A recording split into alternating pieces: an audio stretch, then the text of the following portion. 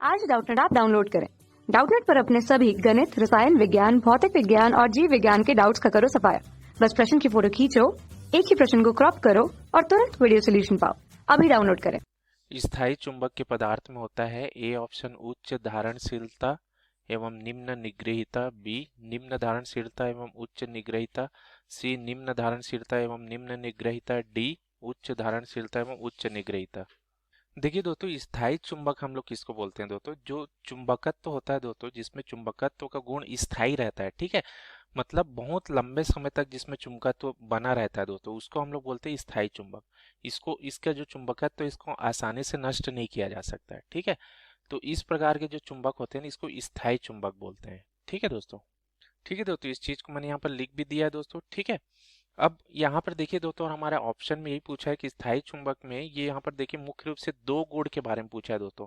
एक तो हमारी धारणशीलता, ठीक है, रिटेंटिविटी इंग्लिश में बोलते हैं, और एक होती है हमारी निग्रहिता, ठीक है, कोर्सिविटी।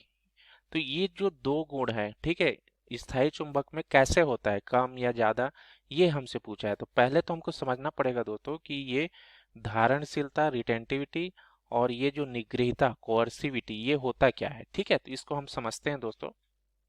ये दोस्तों यहाँ पर एक मैंने चित्र बनाया है, ठीक है, इसको हम बोलते हैं आई एच कर्व, ठीक है, आई एच वक्र बोल सकते हैं आप, ठीक है। तो आई जैसे यहाँ पर क्या होता है दोस्तों, आई जो होता है ना हमारा चुंबकन तीव्रता है, ठीक है। एच जो है चुंबकीय क्षेत्र की तीव्रता है, ठीक है। हम जो चुंबकीय क्षेत्र लगाए हैं दोस्तों, ठीक, उसकी तीव्रता एच है, और जो वस्तु है उसमें जो चुंबकत्व उत्पन्न हुआ तो उसका जो चुंबकीय क्षेत्र उसमें बोल सकते हैं, ठीक है, वो उसको हम लोग चुंबकन क्षेत्र की तीव्रता आई से दर्शाएं, ठीक है। वस्तु में जो चुंबकीय क्षेत्र उत्पन्न हो रहा है दोस्तों, वो आई से यहाँ प्रदर्शित हो रहा है, और जो बाह्य चुंबकीय क्षेत्र हमने लगाया वो एच से प्रदर्शित हो रहा है। अब देखिए क्या होता है दोस्तों, देखिए जब हम लोग बाह्य चुंबकीय क्षेत्र बढ़ाते जाते हैं, ठीक है, बाह्य चुंबकीय क्षेत्र बढ़ाते जाते हैं, तो देखिए मान लो जब ना तो हमारा कोई बाह्य चुंबकीय क्षेत्र है, ना ही वस्तु में चुंबकत्व है, तो उस समय जीरो जीरो की स्थिति में दोस्तों, है ना। अब जैसे ही हम लोग चुंबकीय क्षेत्र का मान बढ़ाते जाते हैं, बाह्य चुंबकीय क्षेत्र, तो वस्तु में भी चुंबकत्व उत्पन्न होते जाता है दोस्तों, ठीक है।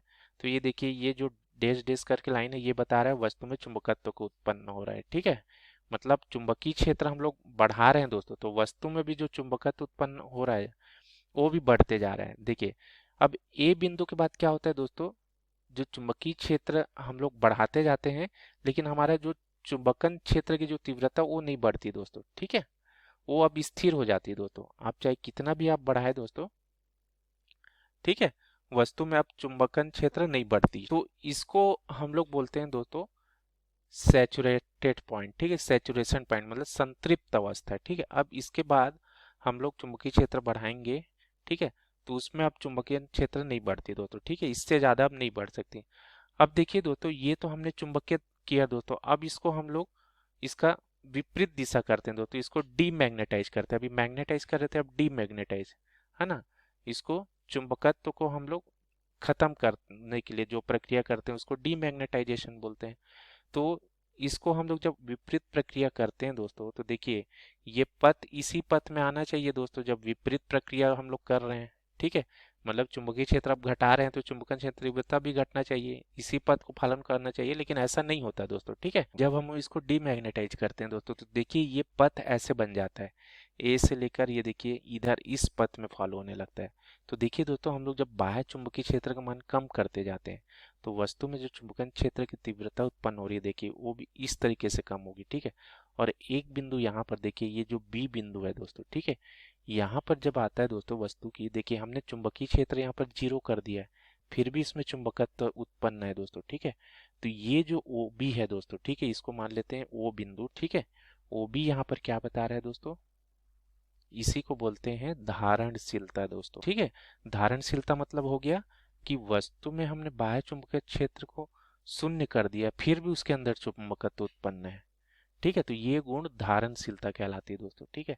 तो वो भी यहाँ पर देखिए दोस्तों क्या बता रहा है कि बाह्य चुंबकीय क्षेत्र मान शून्य कर दिए, फिर भी वस्तु में चुंबकत्व उत्पन्न है, ठीक है। अब इसको हम लोग फिर देखिए कम करते जाते हैं दोस्तों, ठीक है, फिर ये कम करते जा रहे हैं, तो सी बिंदु पर जब हम लोग लाते हैं, तो सी बिंदु पर क्या है दोस्तों, हमारा देखिए चुंबकीय जो चुंबकन क्षेत्र की तीव्रता है दोस्तों वो हमारी शून्य है ना। लेकिन जो हमारा चुंबकीय क्षेत्र है, बाह्य चुंबकीय क्षेत्र, यहाँ पर देखिए विपरीत दिशा में हमने चुंबकीय क्षेत्र को बढ़ाया है। ठीक है, तो ये जो OC मान है, ठीक है, OC मान जो होगा ना दोस्तों, इसी को हम लोग बोलते हैं निग्रहिता।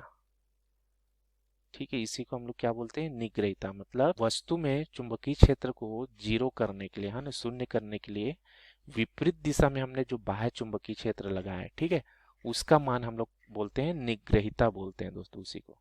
ठीक है, अब देखिए इससे और इसको कम करते जा रहे हैं तो देखिए ये विपरीत दिशा में हमको एक क्या मिलता है दोस्तों, संतृप्त अवस्था मिलता है। अब इसके बाद और ये मान नहीं बढ़ता दोस्तों। ठीक है, अब इसके बाद देखिए इसको कम करते जाते हैं तो देखिए ये इस पथ में बढ़ते जाएगा। ठीक है, EFA करके।